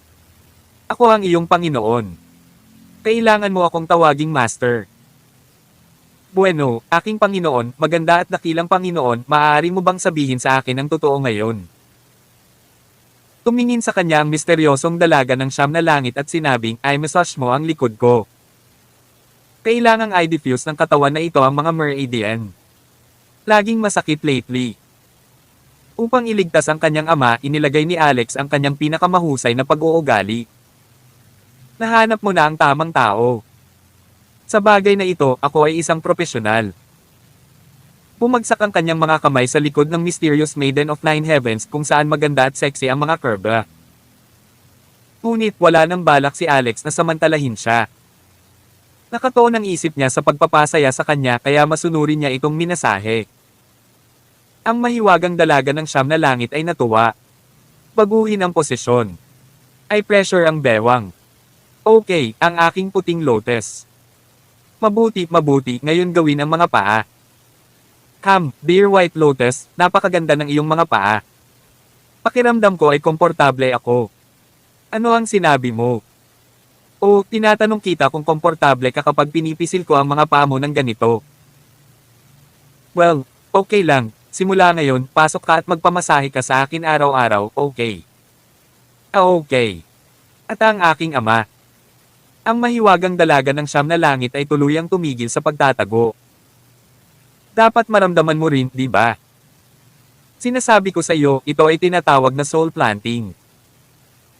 Ang iyong ama na pinaboran ng isang dakilang tao ay gustong isakripisyo siya sa isang labas ng katawan na pagkakatawang tao. Tawag. I-Freak. I-Click. I-Subscribe Kwentong Nobela. Kabanata 2430. Ano? Tinawakan ni Alex ang isang puting jade na paa ng Mystic Maiden at tuluyang natigilan. Ito ay, may gustong pumalit sa katawan ng aking ama. Umiling ang Mystic Maiden. Soul planting, hindi possessing. Ang pagtatanim ng kaluluwa ay 100 beses na mas malupit kaysa sa pag-aari. Libo-libong beses na mas malupit. Kumigpit ang hawak ni Alex. Nanginginig ang kanyang puso. Bahagyang kumunot ang magagandang kilay ng Mystic Maiden. Masyadong mahigpit ang pagkakahawak ni Alex at kinurot siya ng masakit. Gayunpaman sa pagkakataong ito ay hindi na niya ito pinagalitan. Sa halip malumanay lang siyang kumawala at pagkatapos ay nagsabi, ang mga taong pinili ng mga dakilang tao na magtanim ng kanilang mga kaluluwa ay mga pinakamataas na henyo. Kaya kung gayon, ang iyong ama ay napakatalino. Kung hindi niya naranasan ang ganitong sitwasyon. Nahulog si Alex sa kanyang kama sa kanyang puwitan. Ang pag-alis ng katawan ay malupit na. Ang pagtatanim ng kaluluwa ay 100 beses na mas brutal kaysa sa pagkuha ng katawan ng 1,000 beses. Hindi niya talaga maiisip kung gaano kasakit iyon. Pagkatapos noon, binigyan siya ng paliwanag ng Mystic Maiden kung ano ang soul planting. Napakataas na mga kinakailangan para sa spellcaster at sa tatanggap ng spell. Una, ang spellcaster ay dapat na may antas ng paglilinang sa itaas ng Diyos at isang mataas na antas ng pananaliksik sa mga sining ng kaluluwa. Kung gayon, ang pisikal na kalidad ng tatanggap ng spell at ang estado ng kaluluwa ay dapat ding maging makapangyarihan. May mga alingaw na ang spellcaster ay dapat na pinuno ng isang kaharian na may talento na higit pa sa mga tinatawag na divine sons and daughters. Anong uri ng malupit na mga kondisyon ng mga ito? Ang proseso ng pagtatanim ng kaluluwa ay iba sa pagkuha ng katawan. Ang pag-aari ay prangka at brutal. Ginamit nito ang mga kaluluwa nito upang lipulin ang mga kaluluwa ng ibang tao. Ang kanilang mga kaluluwa ang kukuha at kontrolin ang laman, hindi ganoon ang pagtatanim ng kaluluwa. Ang pagtatanim ng kaluluwa ay kapag ginamit ng isang dakilang tao ang banal na sangkap sa kanyang kaluluwa, kabilang ang isang bahagi ng kapangyarihan ng kaluluwa na itatanim sa katawan ng henyo. Kaya ang kaluluwa ng henyo ay dahan-daang nagpakain sa kapangyarihan ng kaluluwa ng caster. Sa unang yugto, maaaring hindi ito maramdaman. Pero habang lumilipas ang panahon, mas lalong sumasakit. Ang kaluluwa ng enchanted na tao ay mauubos at mabagal. Higit sa lahat dahil sa kaluluwa ng dakilang tao, ang laman at katawan ng enchanted na tao ay maaapektuhan ng isang uri ng divine order energy. Ang epekto ay katulad ng pagkalason na talagang ang proseso ng patuloy na pagsasakripisyo ng laman at subliminally. Sa huli, ito ay katulad ng pag-aari dahil ang laman ay ganap na kontrolado ng iba. Sabi ng mistikong dalaga, may mga tuntunin ng langit at lupa, may kaayusan ng sagrado. Ang pagmamayari ay isang napaka-low-end na operasyon dahil ito ay simple at crudo. Mayroon ding mga malalaking disadvantages. Kung mas makajos ang karakter, mas malamang na magkaroon ng pag-aari. Ito ay dahil may utos ang Diyos at magkakaroon ng backlash ang pagkakaroon. Ang pagkawala ay hindi katumbas ng pakinabang. Kahit na ang isa ay matagumpay, walang dapat ipagmalaki. Ngunit ang magtanim ng kaluluwa ay ganap at lubos na gawing iyong sarili ang ibang tao. Ang pagkuha ng katawan at kaluluwa ng isang tao ay nangangahulugan ng pag-alis sa kanilang kapalaran at makalangit na landas ng Diyos na katumbas ng pagnanakaw ng nilikha. Habang nagsasalita ang Mystic Maiden, bumantong hininga din siya at nagsalita tungkol sa isang nakaraang insidente, na nagsabing minsan ay nakilala niya ang isang kaibigan na isang henyong banal na anak ng isa sa mga dakilang mundo, isang reinkarnasyon ng isang napakahusay na tao, ipinanganak na may makalangit na talento, ngunit nauwi sa pagkuha ng isang matandang lalaki na malakas ang background. Siya ay nahuli upang itanim ang kaluluwa. Matapos dumaan sa maraming paakit, sa wakas ay kinailangan niyang mabautismuhan ng 3,000 kulog na pagdurusa ng 9 na langit at 10 lupa. Tanong ni Alex, ano ang nangyari sa huli nitong kaibigan mo? Malalim at malayo ang tingin ng Mystic Maiden bago siya tuluyang bumantong hininga. Nagtagumpay ang kapigatian at nakaligtas siya. Ngayon, natatakot ako na ang kanyang tagumpay ay tumaas. Ngunit hindi siya iyon. Ito ay pagkakatawang tao ng ibang tao. Wala bang anumang solusyon? Meron. Ano ito? Hanapin mo yang caster. Pagkatapos ang iyong ama naman ay lumalabag sa kanyang pagkakasunod-sunod ng banal na landas, ngunit mukhang wala kang sapat na oras. Ayon sa kasalukuyang sitwasyon ng iyong ama, tinatantya ko na kailangan niyang maranasan ang kapigatian ng hindi hihigit sa 1 taon. 3,000 pagdurusa sa kulog at 9 na pagkamatay. Ang agwat ng lakas sa pagitan mo at ng taong iyon ay 100,000 milya. Matapos makipag-uusap sa Mystic Maiden, sumama ang mood ni Alex. Matapos bumalik ang kanyang kamalayan sa kanyang pisikal na katawan, tumingin siya sa kanyang ama, si William, sumisigaw at sumisigaw. Ang mga tanikala sa kanyang katawan sa pamamagitan ng buto ng lot ay marahas na naputol, na hinihila ang buto ng lot na malapit ng mabali. Napuno ng dugo ang kanyang 2 balikat. Ang kanyang ekspresyon ay kakilakilabot at walang isip. Pero, walang magawa si Alex. Alex, ano bang nangyayari sa'yo? Bilisin mo at pakainin si Tio ng panlunas. Udyok ni Cherry. Hindi niya kayang tiisin ang pananakit ni Alex sa sandaling ito. Si Alex na may pulang mata ay umiling. Huwag mong ibigay sa kanya. Kabanata 2431. Ha? Bakit ganon? Nang makita ng lahat ng kababaihan ng ekspresyon ni Alex sa sandaling ito, nagulat sila at nagkaroon ng pakiramdam ng pag-iisip. Natarante si Brittany habang balis ang nakatingin sa anak. Ikinwento ni Alex ang usapin ng soul planting. Hindi nakatiis si Brittany at agad na nahimatay. Kumunat ang noo ng fairy doctor. Mukhang nabasa ko na ang tungkol sa soul planting sa isang tiyak na sinaunang aklat noon. Ito ay isang maling pananampalataya, isang hindi katanggap-tanggap na paraan sa matuwid na landas. Pero hindi ko akalain na magkakaharap tayo. Pumulo ang luha ni Cheryl. Hindi ba natin sasaktan si Uncle sa pagpapakain sa kanya ng antidote pill kanina? Baka naulasan talaga natin siya at napabilis ang pag-unlad ng soul planting sa Uncle, tama ba? Umiling si Alex. Huwag mong sisihin ang sarili mo. Ito ay may maliit na kaugnayan. Ang toxicity na nagmula sa Divine Attributed Order ay mas malakas kaysa sa lason na nasa iyong antidote pill. Marami sa mga antidote na table tas ang nagbigay diin sa pakikipaglaban sa lason. Kahit na hindi ito ang kaso, ang sangkap na nag-neutralize sa lason ay likas na naglalaman ng ilang toxicity. Kaya naman, iyon ang dahilan kung bakit ganoon ang sinabi ni Cheryl. Ang grupo ng mga tao ay nagdadalamati habang bumabalot sa kanila ang isang malungkot na kapaligiran. Maya-maya lang, may agresibong pumasok sa labas ng entrance. May kabuuang mahigit 30 tao ang dumating at lahat sila ay mga magsasaka na may hawak na mga sandata at nakasuot ng parehong serye ng mga kasuotan na tila kabilang sa isang organisasyon. Tio, ano ang nangyayari sa iyong pamilyang Rockefeller?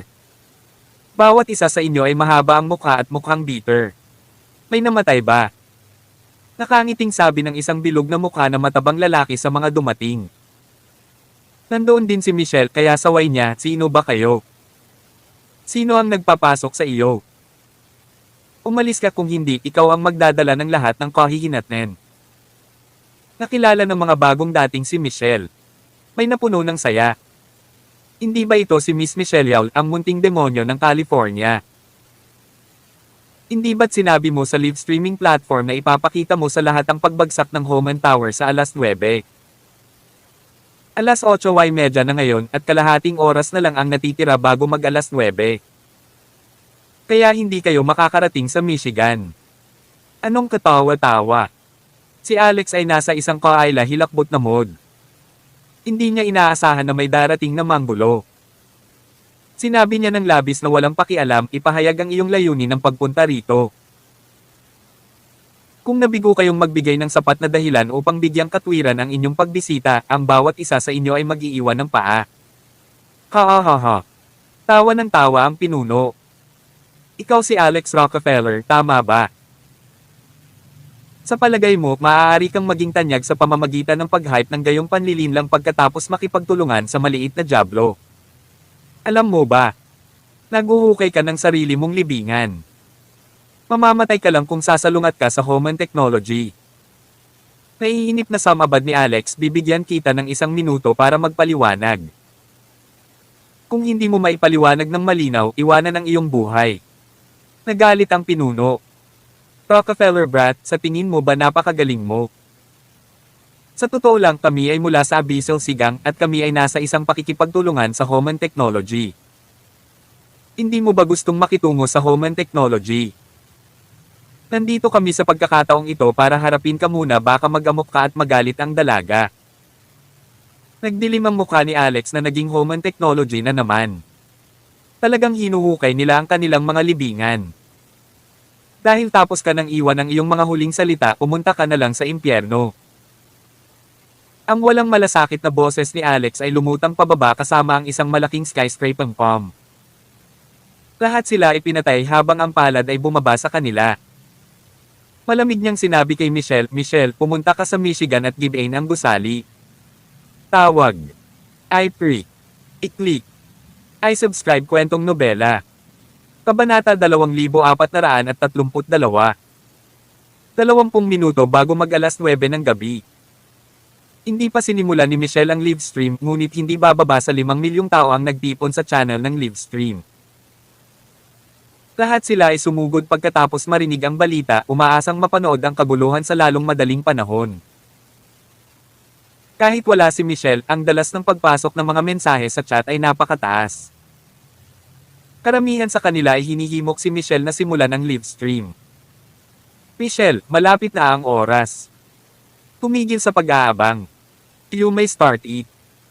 Meron pang ang opening ceremony para sa Olympic Games. Michelle, dapat may foreplay din tayo, di ba? Mayroon bang aero carrier tipeng marathon? Magsimula tayo ng isa." Hindi sa ayaw ni Michelle na simulan ang live stream, ngunit ang carrier ng sasakyang panghimpapawid ay wala pa sa lugar. Whoosh! Habang tumawid sa screen ang isang aircraft carrier, lumiwanag ang tipeng marathon. Gayunpaman, may biglang naglantad ng isang nakakagulat na balita. Isang user na tinatawag na Sinister Spirit ang naglantad ng ilang larawan sa kanyang social media account na nagsasabi na ang DeepSeek Clan ay gumawa ng aksyon upang harapin si Alex. Ang pinuno ng DeepSeek Clan na nagmula sa Pompeii ay makapangyarihan at isang strategic partner ng Homan Technology. Kaya naman, sa wakas ay nagkomento ang Beauty's Ethereal Spirit. Si Alex Rockefeller ay mamamatay para sigurado. Kaya lahat, huwag nang maghintay sa anumang live stream. Maligo ka na at matulog ng maaga. Sa sandaling lumabas ang balita, ang buong internet ay nagkagulo. Sa ilang sandali, ang impormasyon tungkol sa DeepSeek Clan ay nasa lahat ng lugar. Nakatanggap pa si Michelle ng tawag mula sa isang mahusay na patron na humakbang para magtanong tungkol sa sitwasyon. "Michelle, ano ang sitwasyon ngayon? May mga chismis sa internet na hinahabol kayo ng mga miyembro ng DeepSeek Clan, tama ba?" Simpleng sagot ni Michelle, malapit nang lumabas ang balita. Mangyaring maghintay ng 1 minuto. Sa sandaling ito, handa na si Alex na dalhin si Michelle sa Michigan. Ang distansya sa pagitan ng California at Michigan ay maikli. Kailangan nilang magmaneho ng mahigit 1 oras bago ito, ngunit ngayon ay makakarating siya roon sa 2 o 3 instant teleportation. Kahit na hindi siya gumamit ng instant teleportation, maaari niyang maabot iyon sa isang kisap mata sa 10 beses ang bilis ng tunog. Gayunpaman, medyo na-curious siya sa sitwasyon ni Michelle. Hindi ba ikaw ang apo ni Sir Yaul? Hindi rin mababa ang antas ng iyong paglilinang, ngunit bakit nakikipag-ugnayan ka pa rin sa mga parokyano ng offline? Hindi ito maaaring isang uri ng kakaibang offline na transaksyon, tama ba? Anong uri ng offline na transaksyon? Ang mabilis na pag-iisip na si Michelle ay agad na nagbuga ng dibdib at nanginginig sa galit.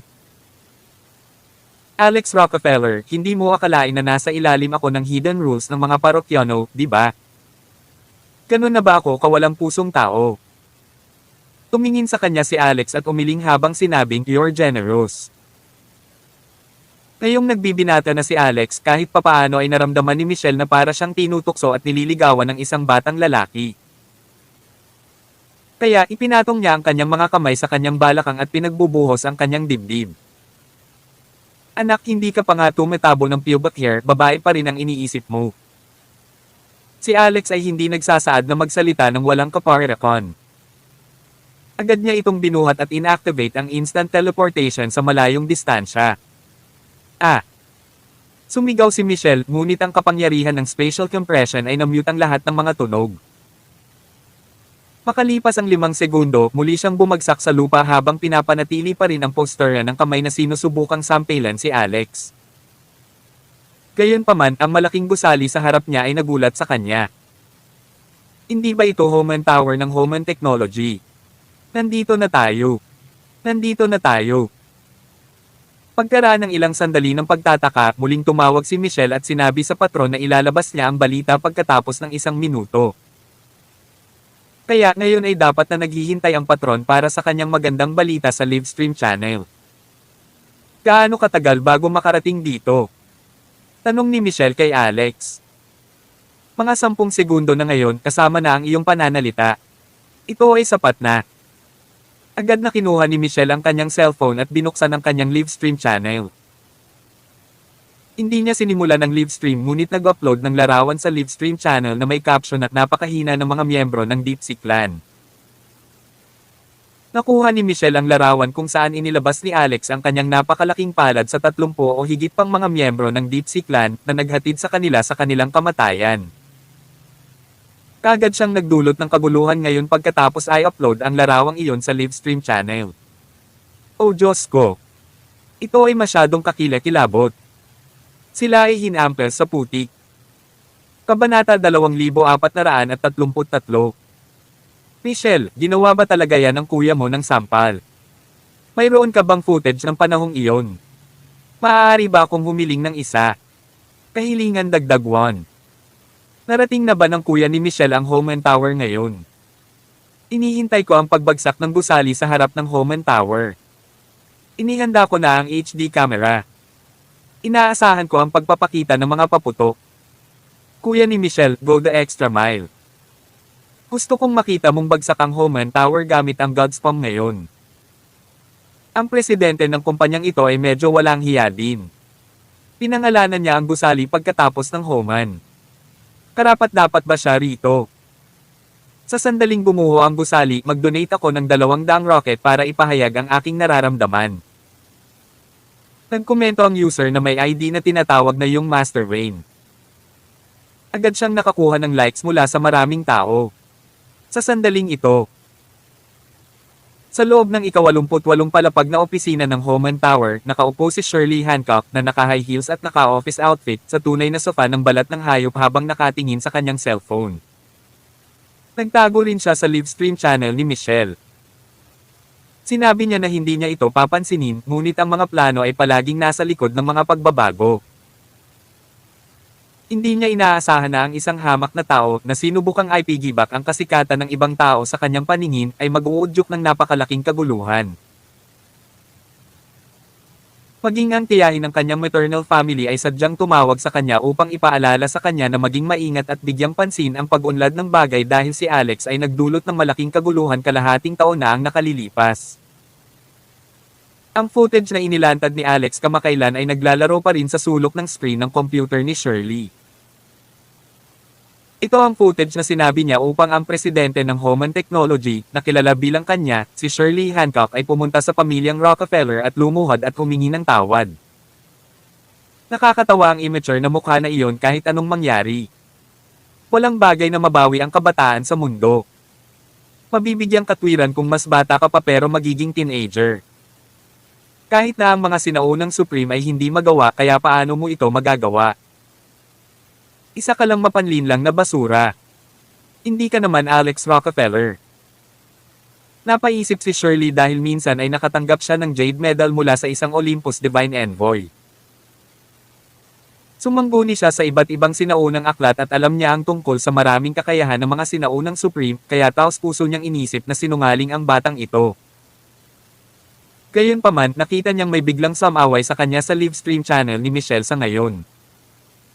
Medyo hindi kaaya-aya sa pandinig ang pagbulyaw. Hindi na napigilan ng mayabang na binibini ng pamilyang Hancock kaya sumama siya sa kanila at pinagsabihan sila ng komento, "Ako ang presidente ng Homan Technology, si Shirley Hancock. Naghihintay ako ngayon sa itaas na palapag ng Homan Tower para makita kung paano babagsak itong gusali ko. Gayon din, young Master Wayne, alam ko kung sino ka. Ang iyong ama, ang little target kahit na lumuhod sa harap ko dito ilang araw na ang nakakaraan, ngunit ngayon ay binabastos mo ako sa likod ko. Hindi ka ba natatakot na mabali ang iyong mga paa ng iyong ama?" Hindi nagtagal ay nabigla ang komento ni Shirley dahil maraming tao ang nagtatype at nagdadaldalan. Gayunpaman, may nakakita nito at nag-upload pa ng screenshot ng komento.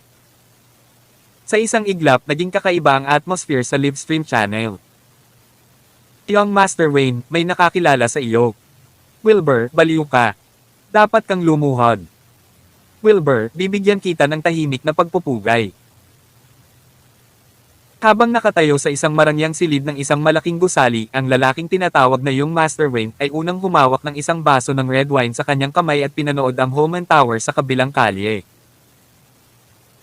Ngunit nang makita niyang nagkomento si Shirley, naramdaman niya kaagad na parang tinutusok ng mga tinak ang kanyang likod at hindi na mabango ang alak. Maya-maya, may tumawag sa telepono.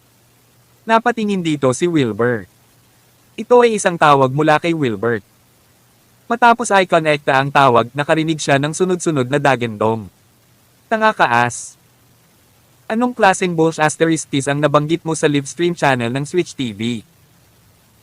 Ano ang punto ng pagsuporta sa tanggang anchorwoman na iyon? Pinayagan ka ba niyang matulog sa kanya o ano?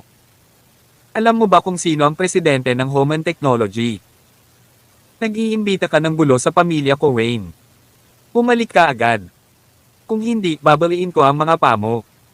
Tinatak ni Wilbur ang mahabang mukha. "The asterisk man, dapat naiinip na ang presidente ng Homan Technology. Bakit siya lalabas sa livestream channel?" Si Shirley, na nasa Homan Tower, ay nginisyan at ibinaba ang kanyang telepono.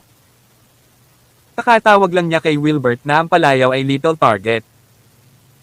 Pagtingin sa oras, may 2 minuto pa bago mag-alas 9. Pumunta siya sa gilid ng bintana ng mataas na gusali at tumingin sa ibaba. Ang sentro ng lungsod ng Michigan ay masikip at abala pa rin tulad ng araw at napuno ng mga tao ang paligid. Sa ganoong sitwasyon, hindi siya naniniwala kahit kay titing naguguho ng bata ang kanyang malaking gusali. 8:59 PM noon. Nag-online si Michelle na nakaharap sa Homan Tower ang screen. "Ladies and gentlemen, nagsimula na ang livestream ng pagbagsak ng Homan Tower. Lahat, huwag kumurap, okay? Tumingin ka sa langit. Ang langit. Ano ang naroon sa langit? Till then."